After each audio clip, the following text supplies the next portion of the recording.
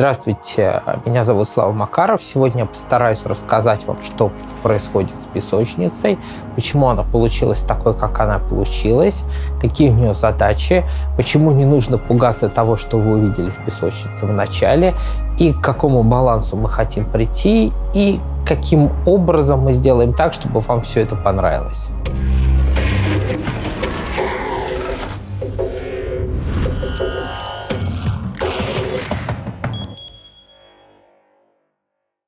Разумеется, мы собрали довольно много негатива.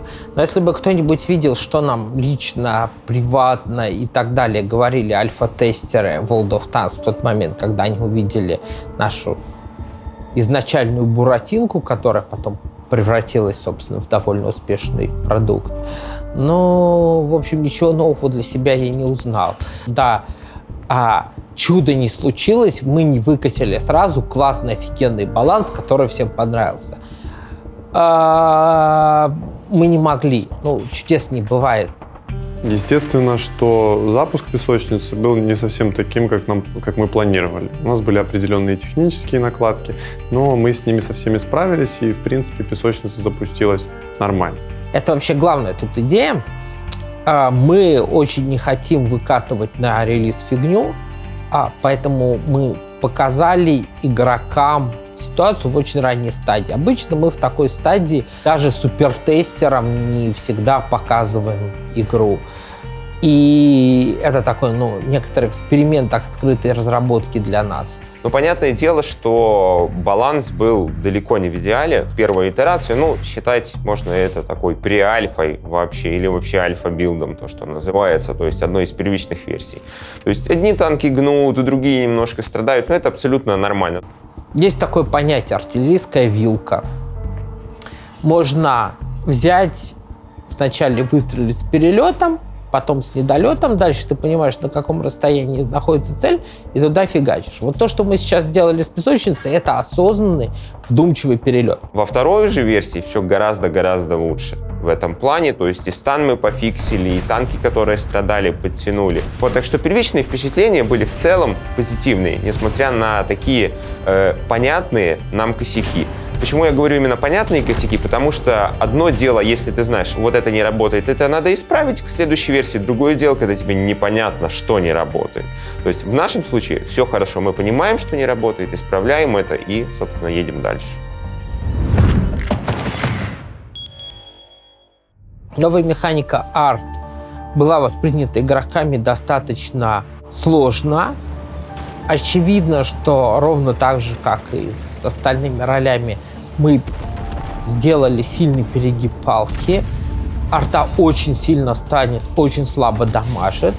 А сейчас мы можем сказать, что стан и сокращение дамага работают.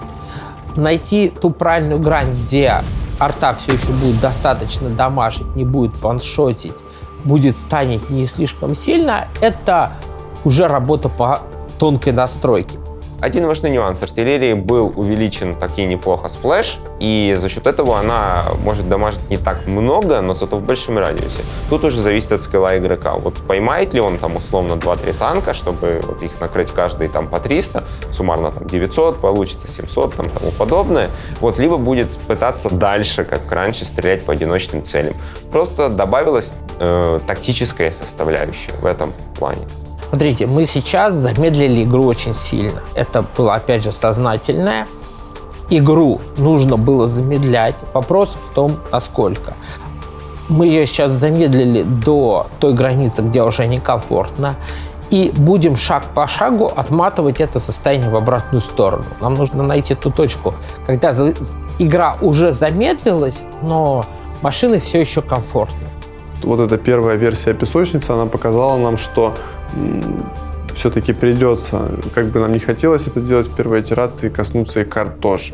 Поэтому в песочнице будут постепенно добавляться текущие карты, немного видоизмененные, более подходящие под то, что в песочнице происходит. Карты, поощряющие сейчас турбосливы, раш, неравномерное распределение команд, они существуют. Пока у нас есть планы по небольшим переработкам на 3 картах. После этого мы посмотрим, как аудитория это воспринимает, займемся остальными. И да, мы это делаем отдельно, независимо от текущей перебалансировки. Мы планируем выкатывать эти карты в песочницу и получать от них отзыв пользователей, потом внедрять на основной сервер. Итак, по поводу ролей. Вообще, зачем они были сделаны вот именно в текущем виде? Потому что они в первую очередь непонятны не для нас, а для игрока.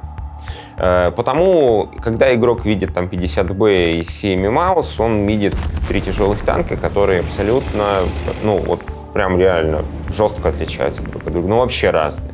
Вот и для этого мы, собственно, и ввели ролевую систему, как систему классификации, чтобы игроку было понятно, что он качает. На самом деле, это одна из главных штук, которую мы сейчас поняли по балансу.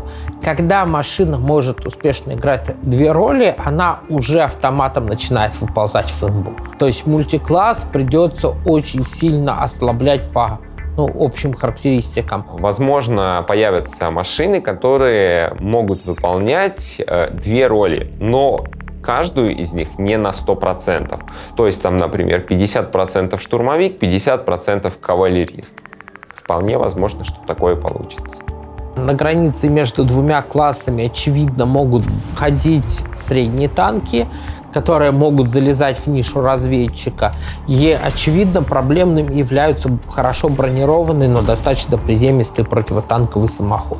Вот будем с этими 2 классами особенно аккуратны. Возможно, в следующие разы вылезет кто-то еще.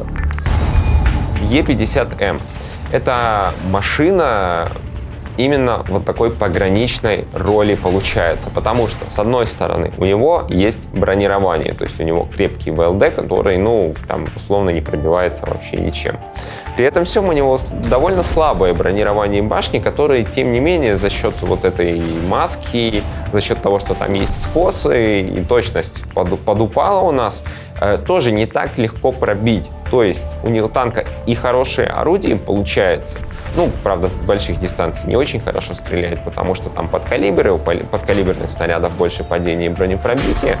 Он и ездит неплохо. Да, он не ездит как там какая-то супер ЛТшка, но довольно неплохо. И бронирование есть. То есть получается такой вот пограничный танк, который и оттанковать может, притом не танкует супер, и дамажит, но тоже не прям так, чтобы как лучший в своем классе.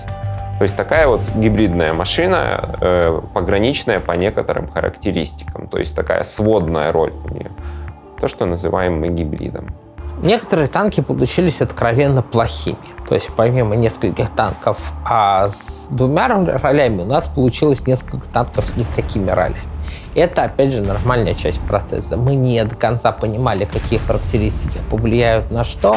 Идеально вписать в таких условиях танки в роли невозможно. Промахнулись, будем переделывать, будем поднимать их до какой-то роли, пересматривать, перепроговаривать эти роли еще раз. Естественно, мы также понимаем, что вокруг песочницы очень много слухов, и сейчас большинство людей воспринимают песочницу достаточно агрессивно, потому что многие танки, к которым они привыкли, они ведут себя по-другому. Точечно наши проблемы игровые не решить, так как они глобальные. Соответственно, переделывать нужно очень много, и сделать это вот как-то тут подтюнить чуток, тут подтюнить чуток, оно одно за другим себя все равно тянет, потому переделывать нужно все и сразу. Сейчас постоянно поступают отзывы о том, что, ребята, вот смотрите, вы приготовили хорошую новую функциональность для артиллерии, почему вы не отправите ее в релиз сразу? То есть она же такая классная и помогает нам исправить определенные проблемы артиллерии. Или, например, мне нравится, как сейчас выглядит Форж 155, то есть давайте зарелизим его отдельно. Текущий баланс в текущем виде и никогда ни при каких обстоятельствах не пойдет на релиз. Нужно понимать, что и эти фичи, и настройки отдельных танков не могут быть перенесены на основной сервер, потому что сейчас они существуют абсолютно в другой экосистеме, то есть в экосистеме песочницы. И мы пока что не знаем, как поведут себя те же самые новые фишки артиллерии в отрыве от остального баланса песочницы, то есть как они себя поведут на боевых серверах. Если в старый баланс добавить ту артиллерию, которую сейчас реализовали в песочнице, будет полная жопа. Потому что теперь люди начнут не только стоять в кустах, но еще и артиллерия, которая их до этого долбала, будет их станить, и они будут стоять в кустах с созданием своей глубокой правоты, ну я же застанет. Примерно этим все ограничится.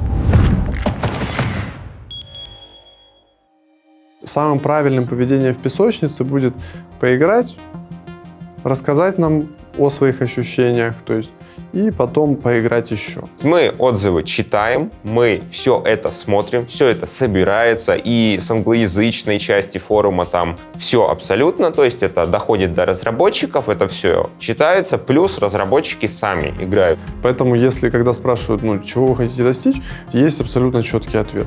Мы хотим сделать так, чтобы игроки были балансом техники довольны. Это одна из задач – увеличить максимальное число играбельных танков, сократить число неиграбельных, сделать так, чтобы на все можно было сыграть правильно или неправильно.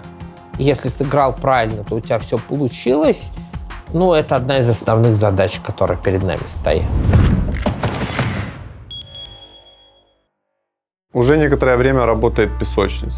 Все это время мы собираем большое количество статистики с сервера, внимательно смотрим и анализируем ваши отзывы. Мы хотим, чтобы вы и дальше продолжали рассказывать нам о том, что вам нравится в песочнице, что не нравится, какая техника настроена хорошо, над какой техникой еще нужно поработать. Потому что именно базируясь на этих отзывах, базируясь на статистике и вашем мнении, мы сможем сделать хорошую версию баланса.